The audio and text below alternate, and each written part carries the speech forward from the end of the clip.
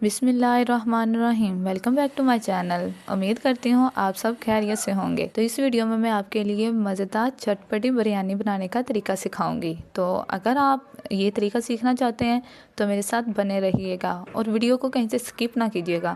اگر ویڈیو کو سکپ کریں گے تو بریانی بنانے کی ریسیپی کیسے سیکھ سکیں گے آپ؟ اور یقین مانیے جب آپ اس کو بنا کے سرو کریں گے تو ہر کوئی اپنی انگلیاں چاٹتا رہ جائے گا۔ سب سے پہلے میں لے رہی ہوں پانی۔ اب میرے پاس جتنے چاول ہیں میں نے اس کا ڈبل اس میں پانی ایڈ کیا ہے۔ آپ کے پاس بھی جتنے چاول ہوں گے اسی کی نسبت آپ اس میں ڈبل پانی ایڈ کر دیں گے۔ اس میں اب میں ڈالنے لگی ہوں پودینہ، زیرہ، نمک۔ پودینے سے خوشبو اچھی آتی ہے بریانی کی، اس لیے پودینہ ضرور ڈالیے گا۔ پانی میں جب ابال آ جائے تو ہم اس میں ڈالیں گے چاولوں کو ہم نے کمپلیٹ نہیں بوائل کرنا، ہم نے اس کا 80% اس کو صرف بوائل کریں گے، 20% ہم اس کا بعد میں جب ہم دم پہ لگائیں گے بریانی تب ہم اس کو اچھے طریقے سے پکائیں گے، لیکن اس کو ساتھ میں چیک کرتے رہنا، ہم نے زیادہ نہیں پکانے چاول۔ اور اسی کے ساتھ اس میں تھوڑا سا گھی ایڈ کر دیں تاکہ چاولوں میں شائننگ آ جائے۔ اور اب اس کا پانی ہم نکال کے چاولوں کو ایک سائڈ پہ رکھ لیتے ہیں۔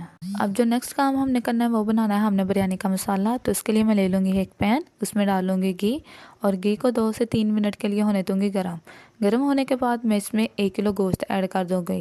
میں اپنی بریانی کے مطابق اس میں گوشت ایڈ کر رہی ہوں، آپ بھی جتنی بریانی بنانا چاہتے ہیں اس کے مطابق آپ گوشت اس میں ایڈ کر لیں۔ گوشت کو ہم نے کر لیا فرائی۔ اس کے بعد ہم نے جو نیکسٹ کام کرنا ہے وہ ہم نے کڑھائی میں ڈالنا ہے تیل کو ہم گرم ہونے دیں گے، اور اس کے بعد اس میں ایڈ کر دیں گے پیاز کو ہلکا براؤن ہونے کے بعد اسی کے ساتھ میں اس میں ایڈ کر دوں گی ٹماٹر، اور ٹماٹر کے بعد اس میں ڈال دوں گی سبز مرچیں، اور ان سب چیزوں کو اچھے طریقے سے مکس کر لوں گی۔ اب تک آپ میرے چینل کو کر لیں سبسکرائب، اور اسی ویڈیو کے نیچے ایک پیارا سا کمنٹ کر دیں، اور اس ویڈیو کو زیادہ سے زیادہ شیئر کر دیں۔ اب میں اس میں ایڈ کرنے لگے مسالہ جات، جس میں ہمارے پاس ہے نمک، دادر مرچیں، بریانی مسالہ اور کالی مرچیں، خشک دھنیا اور زیرہ۔ ان تمام مسالہ جات کو ایڈ کر لیں۔ اس کے بعد میں اس میں ڈالنے لگی املی سے تو بریانی بنتی ہے چٹپٹی۔ ان سب چیزوں کو ہم اچھے طریقے سے بھون لیں گے۔ بھوننے کے بعد ہم اس میں جو ڈالیں گے وہ ہے گوشت، اور ہم اسے تب تک پکاتے رہیں گے جب تک ہمارا گوشت اچھے طریقے سے بن نہ جائے۔ فائنلی ہمارا مسالہ تیار ہو گیا۔ اب ہم چلتے ہیں اس کی تہہ لگانے کی طرف۔ اب ہم نے لگانی ہے بریانی کی تہہ، تو اس کے لیے ہم نے جو گوشت فرائی کیا ہے سب سے پہلے اس کی تہہ لگائیں گے، اور اس کی جو دوسری تہہ ہوگی وہ ہوگی چاولوں کی۔